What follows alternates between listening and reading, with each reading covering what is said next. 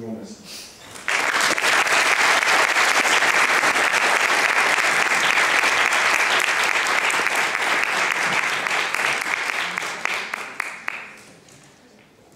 On va passer à une phase de questions-réponses.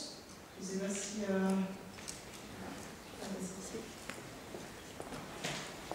Bonsoir.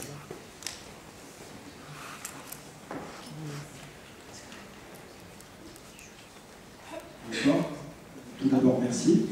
Vous dites donc que les États-Unis sont actuellement en train de, plus ou moins, donc selon la population à laquelle on parle, se rendre compte qu'ils n'ont plus le monopole de la puissance.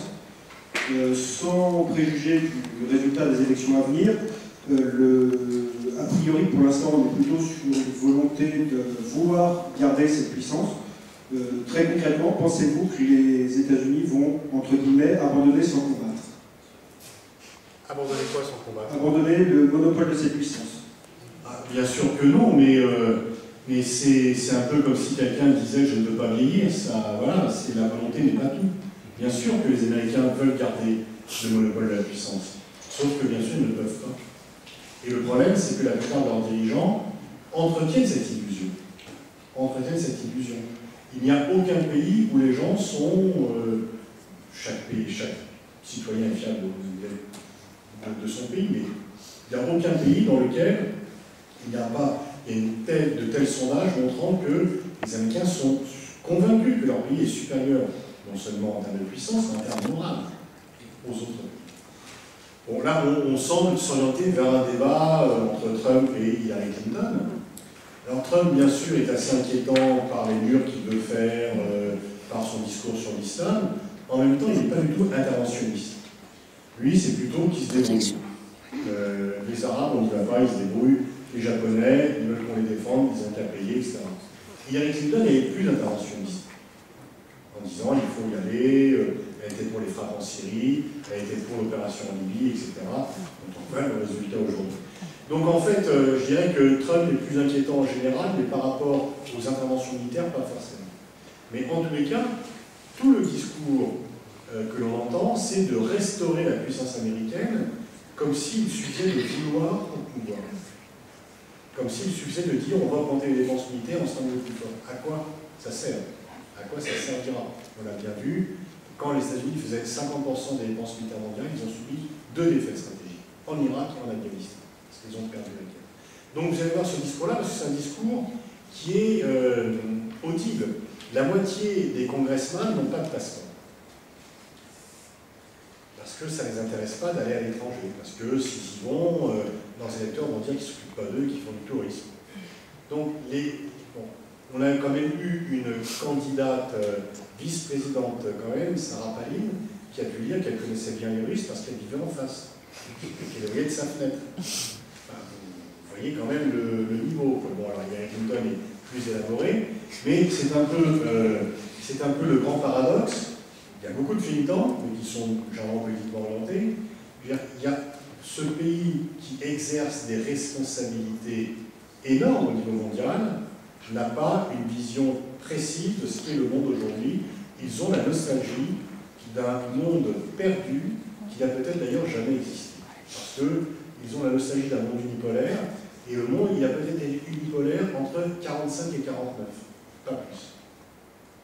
Donc c'est ça qui est le danger par rapport aux États-Unis.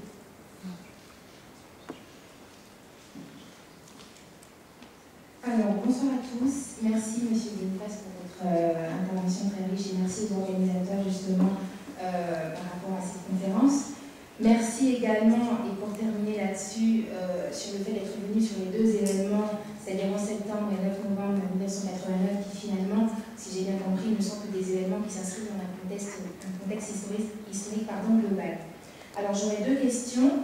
La première concerne justement les mutations stratégiques dont vous parlez. Est-ce qu'on peut considérer que ces mutations, du fait qu'elles soient stratégiques, on peut considérer qu'elles sont, de ce point de vue-là, voulues et donc provoquées, ou plutôt provoquées et donc voulues, ou est-ce que ce sont des mutations qui s'inscrivent dans le cours de l'histoire? Première question. Et une deuxième question d'ordre un peu plus général, qui concerne le concept de sécurité humaine. Est-ce qu'on peut considérer ce concept comme s'inscrivant dans la mutation stratégique dont vous Merci. Alors, votre première question est très complexe et il est très délicat d'y répondre parce qu'il y a à la fois des actions volontaires et des événements sur lesquels on n'a pas de prise.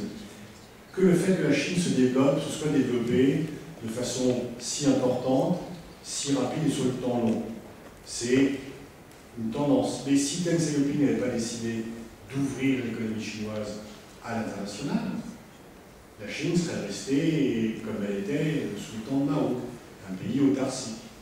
Donc il y a des décisions qui sont prises, qui viennent se heurter ou se greffer sur d'autres décisions, et puis ensuite les événements peuvent se coaguler ou non. Une fois encore, le 11 septembre, Ben Laden tend un piège aux États-Unis, les États-Unis n'étaient pas forcés de tomber dedans. Et si la Cour suprême n'avait pas demandé d'arrêter le recompte des votes en Floride, si les élections en Floride n'avaient pas été légèrement arrangées, Al Gore aurait été élu, et Al Gore n'aurait pas fait la guerre d'Irak pour venger le 11 septembre, parce qu'il n'y avait aucun rapport entre Saddam Hussein et le 11 septembre. Donc ces décisions apportent bien sûr des choses, mais ensuite, qu'il y ait beaucoup de matières premières au Brésil, par exemple, nul dirigeant, tout d'un coup on trouve du niveau du pétrole, ça, aucun dirigeant n'y est pour quelque chose. Que l'on développe les exploitations agricoles ou que l'on développe une industrie aéronautique, là, c'est quelque chose de volontaire. Et par rapport au pétrole, qui est une bénédiction pour certains, le Qatar, le gaz, donc les matières premières énergétiques, on voit très bien que le Qatar ne l'utilise pas comme l'Algérie ou comme le Nigeria. Et que donc, la même ressource peut être utilisée de façon parcimonieuse ou dans une perspective de long terme, ou uniquement servir pour faire les fins de mois ou pour s'évaporer dans d'autres endroits. Donc il y a toujours un mélange d'opportunités et de décisions qui viennent rendre ces opportunités de vrais facteurs de progrès ou non. Mais c'est vraiment très compliqué de répondre à cela. Alors du coup, je me suis un peu embrouillé parce que j'ai oublié votre deuxième question. Sur la sécurité humaine. Ah oui, d'accord. Oui, c'est effectivement un concept récent, un concept qui a beaucoup d'avenir et qui, j'imagine, est au cœur de vos deux formations, au cœur à la fois de l'Institut des droits de l'homme et de Bioforce. C'est vraiment quelque chose qui vous concerne mutuellement et communément, et c'est effectivement un concept novateur qui a un vrai sens parce qu'il vient s'occuper des individus et non plus uniquement en restant dans des sphères stratosphériques qui n'ont pas d'impact sur la vie quotidienne. Donc en ce sens-là, il est novateur. Après, il faut la mettre en place, il faut lutter pour, il ne suffit pas de l'invoquer pour le mettre en place, mais c'est effectivement une approche différente, une vision différente des questions de sécurité qui n'avait pas été envisagée auparavant et qui prouve, qui est aussi le produit de la diversification de la scène internationale. Quand il n'y avait que les États qui produisaient des normes, on ne parlait pas de sécurité humaine. À partir du moment où les ONG ou le public commencent aussi à peser, là on peut en parler. Et c'est bien de cela que c'est nous.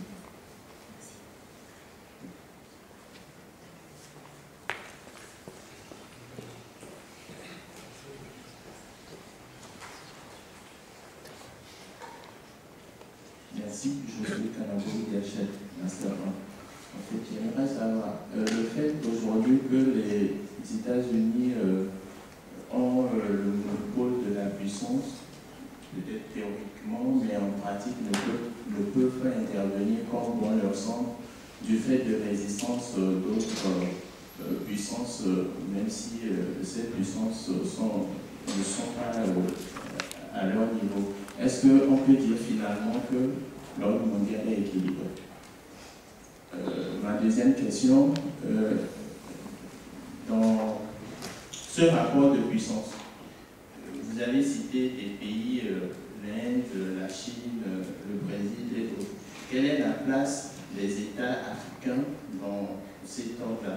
En ce sens que même si certaines puissances aujourd'hui, est-ce que en voulant intervenir, par exemple, les États-Unis vont considérer la puissance africaine, je parle de tous les États africains, de la même façon que les États européens pris ensemble. Est-ce que dans voilà, à l'ordre mondial, les puissances sont considérées de la même façon.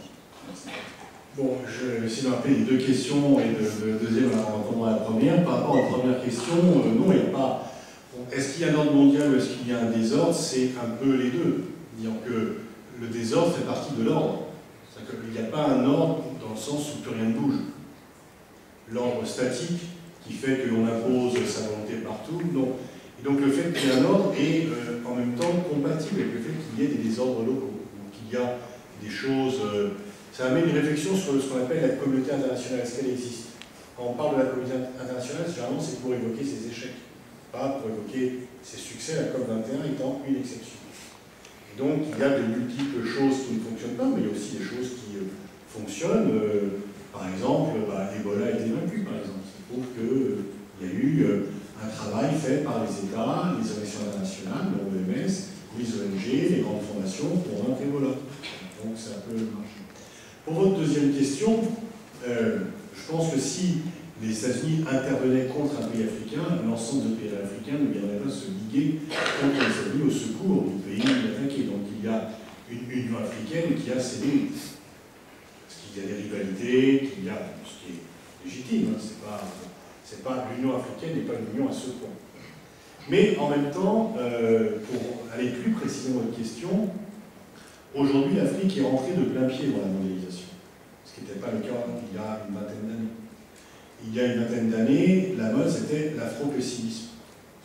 L'Afrique c'était quoi? Dans les années 90, c'était le sida, le génocide au Rwanda, la guerre civile en Sierra Leone, Libéria et Somalie, la corruption, des dictatures, l'absence de démocratie, etc. etc. Donc l'Afrique était vraiment mal partie, pour reprendre le titre de René Dumont, du livre de René Dumont, publié en 1962. C'était l'afro-pessimisme. Et en plus, les pays africains se disaient au moins une temps de la guerre froide ont été courtisés.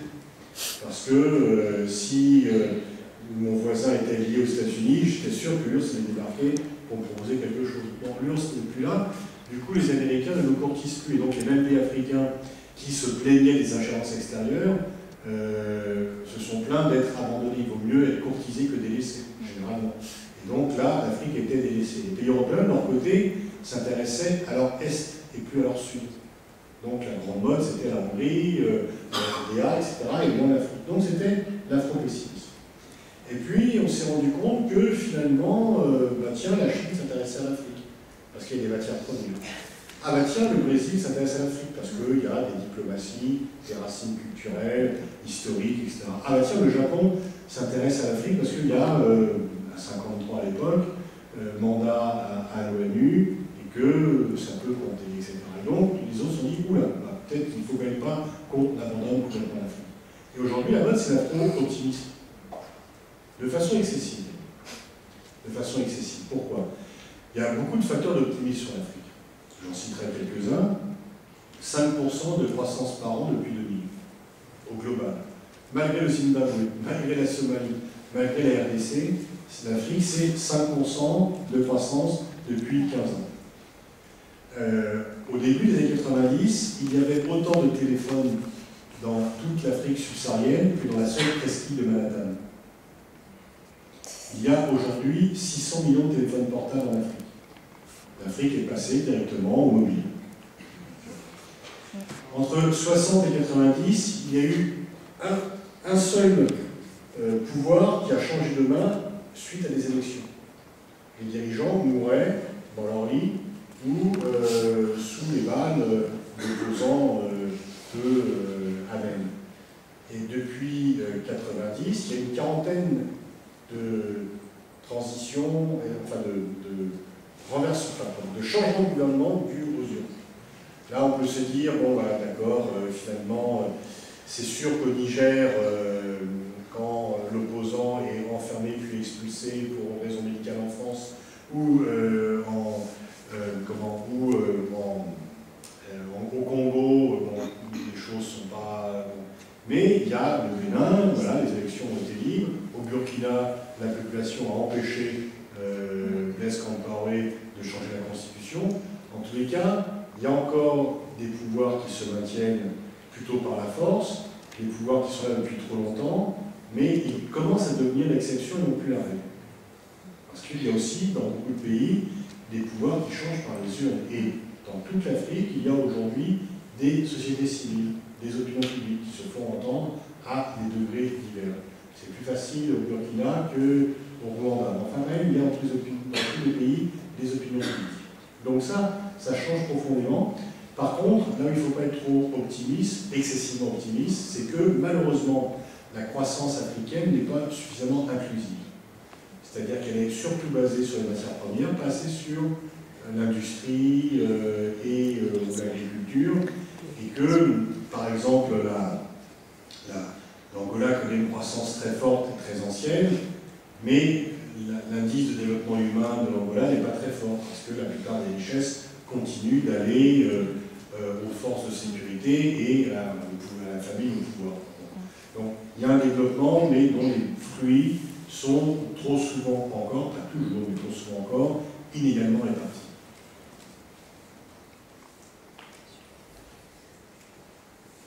Oui, bonsoir, vous avez évoqué l'histoire récente de la Chine et la sortie de son repli sur elle-même. D'autre part, vous avez évoqué une histoire plus ancienne, de plusieurs siècles, en parlant des grandes découvertes. Vous en avez pu parler aussi, donc, en même temps des grands navigateurs, et quelques dizaines d'années, voire quelques siècles, donc avant nos grands navigateurs européens, on avait des grands navigateurs chinois, on avait une puissance chinoise, il me semble aussi. Qu'est-ce qui a fait qu'à l'époque, la Chine se soit repliée sur elle-même? Parce qu'il y avait un empereur en Chine et plusieurs rois en Europe. Et que lorsque l'empereur en Chine a décidé on rentre, on va se disperser, ça ne nous intéresse pas, il n'y a rien, l'ordre n'a pas été contesté. Et donc, effectivement, les premiers navires, il y avait un amiral qui était venu en Afrique, il y avait des navires chinois qui avaient réussi de façon encore plus périlleuse et plus hardie, ce qu'ont fait les Européens. Sauf que quand Christophe Colomb, quand le roi du Portugal lui ferme la porte, il va voir le roi d'Espagne. Et puis si on lui ferme la porte, encore il peut aller à Gênes, à Venise, etc. C'est la division des Européens qui a permis la conquête du monde. Aujourd'hui, c'est plutôt une faiblesse. À l'époque, c'était un atout parce que si une décision ne plaisait pas, on pouvait la contourner par d'autres moyens. Alors qu'en Chine, quand l'empereur a décidé de dire on ne va pas en dehors, eh bien, tout le monde est revenu sur le continent chinois et personne n'est venu enfreindre l'ordre unique. Et donc, je vous remercie, mais qu'est-ce qui fait que cette position des empereurs successifs chinois a pu durer Parce que quand vous êtes l'empire du milieu, vous ne vous préoccupez pas du reste. Les empereurs chinois ont longtemps refusé les ambassades des pays étrangers parce qu'ils étaient le monde. Donc ils n'allaient pas, ils étaient finalement peut-être à l'époque comme des congressistes américains, ils étaient le monde, ils n'avaient pas à aller dans le monde extérieur. Bonsoir. Moi je me demandais en fait, sur votre présentation, vous avez parlé presque exclusivement de pays. Que pensez-vous des multinationales et du rôle à jouer dans ces mutations stratégiques aujourd'hui En fait, c'est toute une question, oui, je n'ai pas eu trop le temps d'aborder, c'est sur les acteurs internationaux. Quand je vous dis que la scène mondiale est de plus en plus peuplée. En 1962, Raymond Aron, quand il écrit Paix et guerre entre les nations, dit les relations internationales sont avant tout des relations interétatiques. Parce que c'est paix et guerre, donc c'est le diplomate qui fait la paix, le soldat qui fait la guerre. Plus personne n'écrirait ça aujourd'hui. Parce que les acteurs internationaux sont... C'était déjà pas tout à fait vrai le temps de Raymond Aron. Mais c'est encore moins aujourd'hui.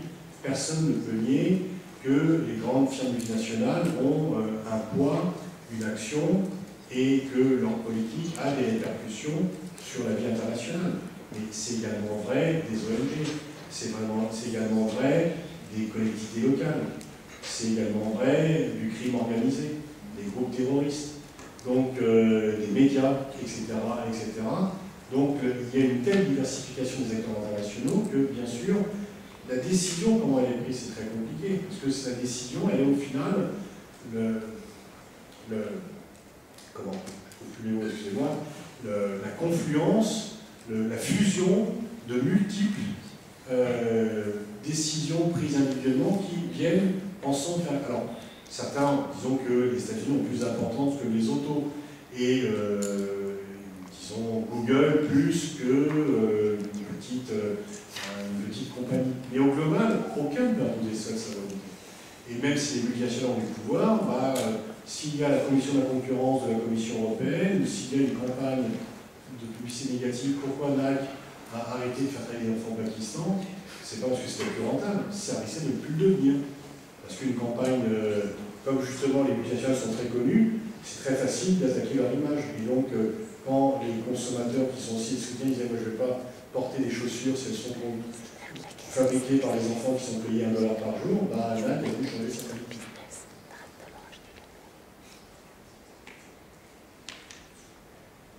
Bonjour, déjà merci beaucoup pour cette conférence. Moi j'ai une question qui rejoint un peu ça, c'est sur les acteurs internationaux. Au début de la conférence, vous parliez des médias, du rôle des médias, du façonnage un peu de la pensée. Quand on voit des médias tels que le Courrier international qui titre Troisième Guerre mondiale sur un mode interrogatif, j'aimerais savoir ce que vous en pensez en fait. Parce que c'est vrai qu'aujourd'hui, les guerres elles ont toujours eu lieu, j'espère pas, mais ce sera certainement le cas. Sauf qu'aujourd'hui, c'est plus des guerres entre entités étatiques, mais c'est des guerres entre d'autres acteurs. Donc j'aimerais savoir un peu ce que vous pensez. Est-ce qu'on peut parler aujourd'hui de Troisième Guerre mondiale? Ou est-ce que c'est totalement faux? Et comme vous l'avez dit, le monde n'a pas tant changé que ça, et les guerres ont toujours été là, elles le sont encore aujourd'hui. Non, là, par rapport à la Troisième Guerre mondiale, je pense que c'est une facilité journalistique qui prouve plus la paresse intellectuelle que l'innovation conceptuelle. Oui, mais tout le monde est lié à la Il n'y a pas une Troisième Guerre mondiale. D'une part, il n'y a pas de guerre. Enfin, il y a des guerres, mais il n'y a pas une guerre mondiale. Il n'y a pas... la Russie est impliquée en Syrie et en Ukraine. C'est deux dossiers différents. Et les Syriens n'ont pas envoyé des gens en Ukraine et inversement. Dire qu'il y a une Troisième Guerre mondiale voudrait dire qu'on est... il n'y a pas des blocs qui conduisent de façon quasi automatique à la guerre comme pour la Première Guerre mondiale. Il n'y a pas Daesh est inquiétant, mais il n'est pas à la tête d'un État industriel puissant surarmé comme Hitler. Donc, bon. Et il n'y a plus une Union soviétique qui a des bases sur tous les continents et qui dirige l'autre moitié du monde, comme pendant la guerre froide, qui déjà avait été présentée comme une Troisième Guerre mondiale. Donc il y a des conflits dans le monde, il y en a d'ailleurs moins au final qu'il y a 20 ans. Il y a 20-30 ans, on parle de conflits majeurs à plus de 1000 morts par an et de conflits mineurs entre 25 et 1000. Il y avait une cinquantaine de conflits mineurs en 90 et 13 conflits majeurs. On en est à 8 ou 9 conflits majeurs et une trentaine de conflits mineurs. Donc c'est vrai que quand on ouvre le journal, on a l'impression que les guerres se multiplient. Non, c'est les journaux qui en parlent de plus en plus. Parce que c'est la mondialisation, on sait ce qui se passe loin. En 82, le père de Bachar, Hafez el-Assad, tue des dizaines de milliers de Syriens opposants, des frères musulmans. Il n'y a aucun Syrien qui s'en va. Parce qu'ils ne savent pas qu'ils peuvent partir ailleurs. Aujourd'hui, ceux qui sont dans une guerre, dans une guerre, savent qu'ils peuvent partir ailleurs parce qu'ils ont des téléphones portables, parce qu'ils ont des images, qu'ils savent que l'ailleurs existe, que c'est accessible. Donc, c'est là un peu la facilité de toujours dire, de prendre des concepts anciens. Parmi le pont aux ânes des idioties qui sont souvent répétées, il y en a une qui m'agace particulièrement quand on dit c'est un nouveau Munich. On entend ça tous les jours. Dès que vous négociez, c'est un nouveau Munich. Munich était unique. Et le fait de négocier avec des adversaires ne veut pas dire céder. On peut très bien négocier pour faire avancer son dossier. Bon. Mais, alors, si ce n'est pas un nouveau Munich, ça veut dire qu'il faut toujours bombarder tout le monde en permanence, parce qu'il faut tuer dans l'œuf, etc. De même, on a eu saigné des nouveaux Hitler tous les 10 ans. C'était une insulte pour les victimes d'Hitler. On a eu déjà Nasser, qui était le nouvel Hitler. Ensuite, c'était Milosevic. Ensuite, Saddam Hussein. Qui n'était pas le nouvel Hitler en 80 quand il faisait la guerre contre l'Iran. Là, c'était un De Gaulle arabe, etc. Alors qu'il était aussi répressif en 80 qu'en 2002. Et donc, on réinvente des nouveaux Hitler dès qu'on veut faire la guerre, etc. Et il y a comme cela, alors, pour certains, ça a du propagande, pour d'autres, c'est juste de la fainéantise, pour ne pas dire pour rester.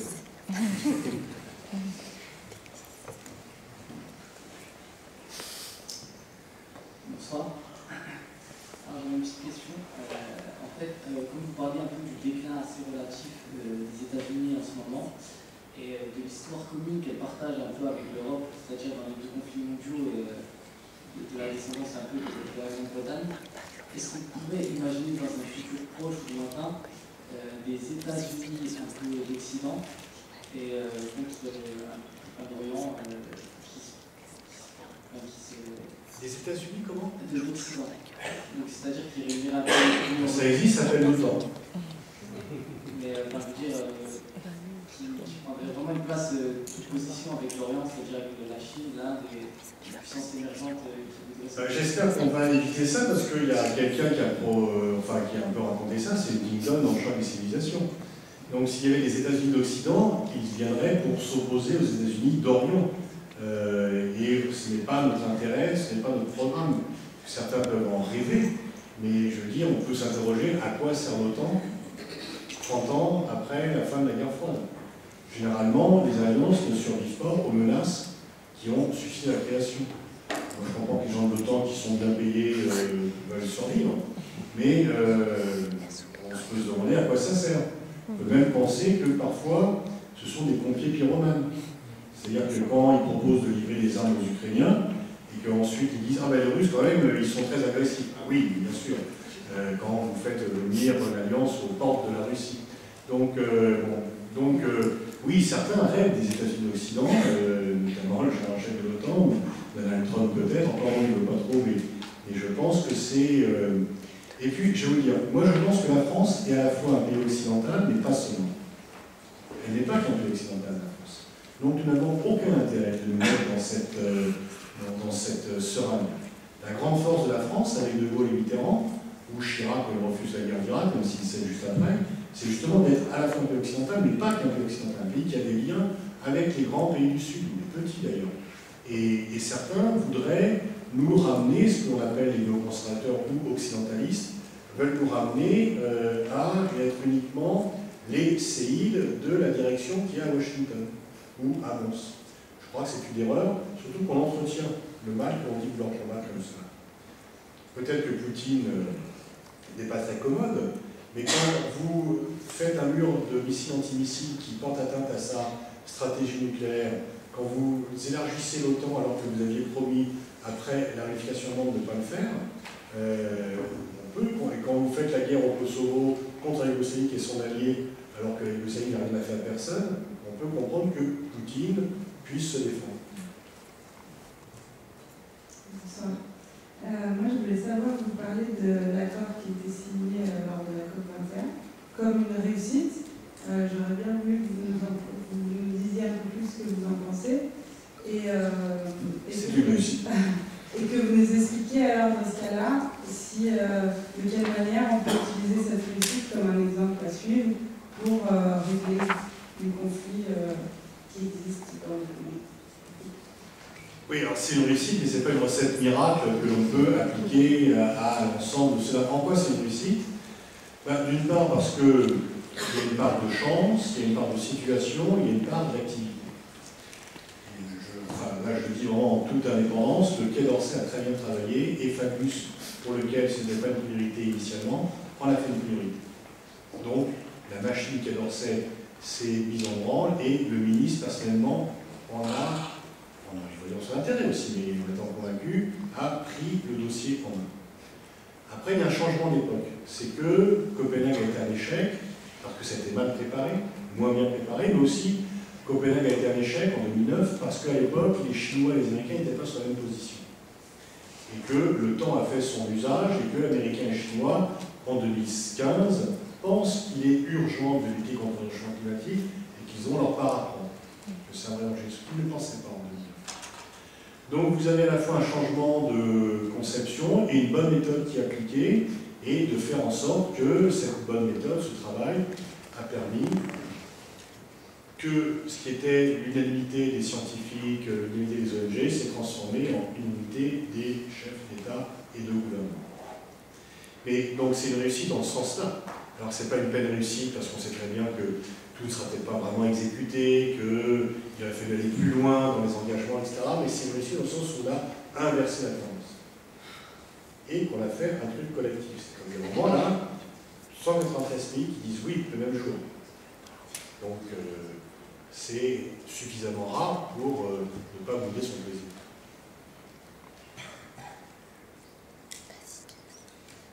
Bonsoir monsieur, j'ai deux questions. La première, je me pose une question, c'est celle de savoir quand vous dites que le monde n'est plus unipolaire et qu'il n'est pas en quelque sorte comme multipolaire, on peut dire, une globalisation, je me pose la question de la place de l'Organisation des Nations Unies. Devrions-nous dire aujourd'hui que l'Organisation des Nations Unies, qui en fait se centre régulateur des relations internationales aujourd'hui dans le monde, est en train de disparaître ou est en train en fait d'aller vers sa disparition, dès lors que l'organisation était pendant très longtemps détentrice d'un certain pouvoir, on le savait, avec les droits de veto du Conseil de sécurité, des membres permanents du Conseil de sécurité. Aujourd'hui, cet émiettement de pouvoir ne serait-ce pas une tendance vers la disposition des Nations Unies? J'étais en train de lire il y a quelques jours quelques auteurs qui estiment que les Nations Unies risquent de ne garder qu'une place dans la gestion des institutions sans avoir aucun pouvoir ni avoir son mot à dire dans les rapports de force entre les États. Ma deuxième question, c'est celle de savoir cet émiettement de pouvoir entre les États et disons, les acteurs internationaux actuels ne va-t-il pas amener le monde à ce qu'un autre État puisse avoir en sa faveur plus de pouvoir que d'autres et donc retomber en fait dans une tendance d'un monde unipolaire? Voilà ma deuxième question. Merci. Je répondrai d'abord, parce que c'est la plus rapide, non. Non, parce que même si la Chine double les États-Unis et devient la première puissance mondiale, le monde restera globalisé. Les contreforces seront suffisamment nombreuses, quelle que soit la volonté de la Chine, qu'elle ne pourra pas imposer sa volonté, pas plus que les ennemis ne peuvent le faire aujourd'hui. Votre première question est plus complexe. Il y a toujours, bon oui, les Nations Unies ne sont pas le gouvernement mondial que les pères fondateurs avaient rêvé. Il y a une raison à ça. C'est que le monde est divisé et que les États-Unis et les Nations Unies reflètent cette division. On a, je crois, perdu l'occasion historique et dans la fin du monde bipolaire, il y a eu une étape importante dont je n'ai pas parlé, qui a été en novembre 1990, quand Gorbatchev accepte que les Nations Unies puissent employer la force contre l'Irak, si l'Irak ne s'est pas retiré du Koweït avant le 15 janvier 1991. Parce que là, jusqu'ici, l'ONU était bloquée dans la mesure où, dès qu'un protégé d'un membre permanent du Conseil de sécurité commettait un acte illégal, un veto de son mentor venait l'exonérer de toute responsabilité. Pour la première fois, l'Irak, allié de l'URSS, n'est pas protégé par le veto soviétique. Parce que Gorbatchev se projette plus tard. Il dit on va créer vraiment ce nouvel ordre mondial. Les questions de sécurité seront des questions de sécurité collective et non plus des questions comme ça. Sauf que ça réussit et qu'en juillet 1991, il va devant le G7 demander une aide économique et George Bush, qui a obtenu la réunification allemande, leur aide à Afghanistan, les armes nucléaires, le Koweït, etc., dit bah, non, on ne va pas aider parce que de toute façon, c'est Boris Yeltsin qui va arriver à nous. Et Gorbatchev dit messieurs, je vous vois pour la dernière fois dans cette composition parce que je vais traverser ce qui va arriver. Et depuis, on oublie toujours que si les Russes sont aussi actifs, c'est aussi parce qu'on a loupé cette occasion et George Bush, qui célèbre le nouvel ordre mondial, ne le met pas en place. Les États-Unis, à l'époque, ont préféré être les vainqueurs de la guerre froide que les bâtisseurs d'un nouvel ordre mondial. Donc l'ONU en paye encore le prix. Mais néanmoins, si l'ONU n'a pas la puissance comme on pourrait espérer ou rêver, je crois qu'il est excessif de dire que l'ONU va disparaître et qu'il est même excessif de dire que l'ONU ne compte pas. Parce que, d'une part, il y a plein d'agences de l'ONU qui marchent bien, l'OMS, etc., dont on voit les grandes faillites. Effectivement, bon, les pays de l'ONU n'arrivent pas à se mettre d'accord sur la guerre silencieuse. Mais ce n'est pas l'ONU en tant que tel. C'est l'opposition entre l'Iran, l'Arabie Saoudite, la Syrie, la Russie, etc. Quand on dit que le droit de veto est en cause, s'il n'y a pas le droit de veto, il n'y aurait pas de l'ONU. c'est pas le droit de veto qui bloque l'ONU, c'est la rivalité entre les États. Et si Gorbatchev a été écouté, le droit de veto existait et lui il se projetait sur une entente entre les pays. Donc l'ONU c'est le pire des systèmes à côté de l'exception de tous les autres, comme disait Churchill, la démocratie, c'est imparfait, etc. Mais ça va disparaître, c'est très utile, c'est quand même un lieu unique de consultation, de forum, qui fait aussi beaucoup de prévention, mais comme toujours, la prévention est moins visible que soit les échecs, soit la répression. Je vous propose qu'on prenne une dernière question.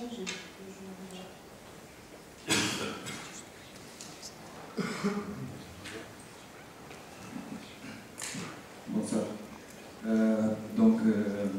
J'ai des questions. Première question qui vient de, vous avez mentionné de l'Ukraine et la Russie. Est-ce que vous pouvez dire que si la Russie a violé l'acte de Helsinki du 1975 sur le territoire, sur la Crimée, comment vous pouvez qualifier cet acte de la Russie sur la Crimée? Parce que je savais qu'ici, en pays occidentaux, en spécial d'Europe, c'est une mission de l'annexion. Est-ce que vous êtes d'accord? La deuxième question, tiens, comment peut-on aujourd'hui créer une confiance entre pays de l'État de l'Europe et entre Russie? Parce que vous savez bien que quand la Russie voit l'élargissement de blocs de temps à ses frontières, donc c'est normal que la Russie doit réactionner. Oui, ça je viens de vous le dire, donc je ne vais pas me contredire d'une question intervalle. Effectivement, il faut arrêter les élargissements de l'OTAN qui n'ont pas de sens. Et il faut arrêter d'avoir, donc là, pour l'instant, c'est une sorte de cercle vicieux dans lequel on envoie des messages négatifs à la Russie qui se crispe, et la crispation est perçue comme un message négatif qui produit l'envoi de nouvelles troupes américaines, etc. Par rapport à la première question, l'annexion de la Crimée est illégale, puisqu'il y a eu un référendum, mais il n'a pas concerné que les habitants de la Crimée, qui n'a concerné que les Crimée et pas l'ensemble de la population, et en même temps, on ne reviendra pas dessus. Donc c'est quand les gens qui disent on ne pourra pas négocier avec les Russes tant que les Russes ne sortiront pas de Crimée.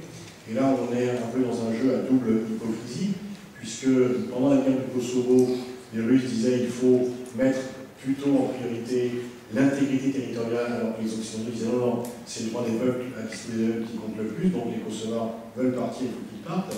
Alors qu'en Crimée, c'est l'inverse. Les Occidentaux disent intégrité territoriale, on n'a pas le droit de toucher à l'Ukraine, alors que les Russes disent ah non, mais c'est le droit des peuples eux-mêmes, donc les gens de Crimée se sont exprimés. Ceci étant, historiquement, le cas de la Crimée est tout à fait particulier, stratégiquement, historiquement, culturellement. Je crois que c'est pas un précédent, c'est une exception. Et de nouveau, en 1991, lorsque l'URSS a éclaté en 15 pays, Kravchuk, qui était le président ukrainien de l'époque, avait proposé à Boris Yeltsin de régler le cas de la Crimée. Parce qu'il savait que c'était problématique. Que la Crimée soit russe ou ukrainienne ou en Union soviétique, ça n'a aucune importance. Qu'elle soit ukrainienne ou russe, quand les deux pays sont différents, ça a une extrême importance. Et Yeltsin était tellement pressé de devenir président de la Russie, disant mais ça c'est pas grave, on verra plus tard, on s'arrangera toujours. Et c'est un héritage empoisonné de plus que Boris Yeltsin a laissé à la Russie et à son environnement. Est-ce que vous pouvez accepter une dernière petite question? Oui, mais la dernière, alors. D'accord, c'est vraiment la dernière. C'est gentil, merci. Merci beaucoup, c'était très intéressant. Et c'est juste deux très petites questions. La première, une et demie. La première, c'était, et ça rejoint un peu une question qui a déjà été posée, mais je vais essayer de la poser un peu différemment. Est-ce que c'est vraiment complètement utopiste d'espérer un jour un monde qui soit fédéré sous forme, pas d'États-Unis du monde, mais simplement d'États fédérés qui correspondraient... Comment? Au niveau européen ou mondial? Au niveau mondial, qui correspondrait à l'idéal un petit peu des mouvements comme celui des citoyens du monde et Et par extension, vous disiez tout à l'heure que l'ONU était un lieu de forum, de consultation et de forum.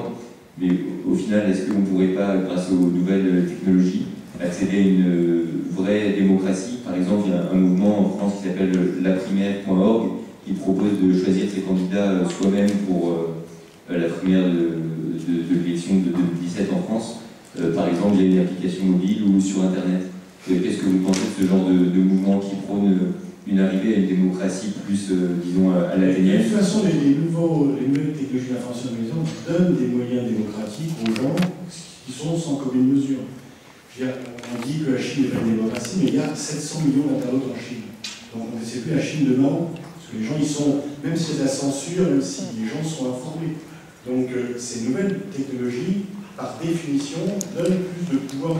Si les Burkinabés ont refusé que Blaise Compaoré puis Jean Conscience, c'est qu'ils étaient sur la mobile, et aujourd'hui, grâce à ça, vous êtes récepteur et émetteur d'informations. C'est plus uniquement la censure. Et pour votre première question, je vous réponds non, et je ne le souhaite pas. Parce que sinon, il n'y a plus de Coupe du Monde de football.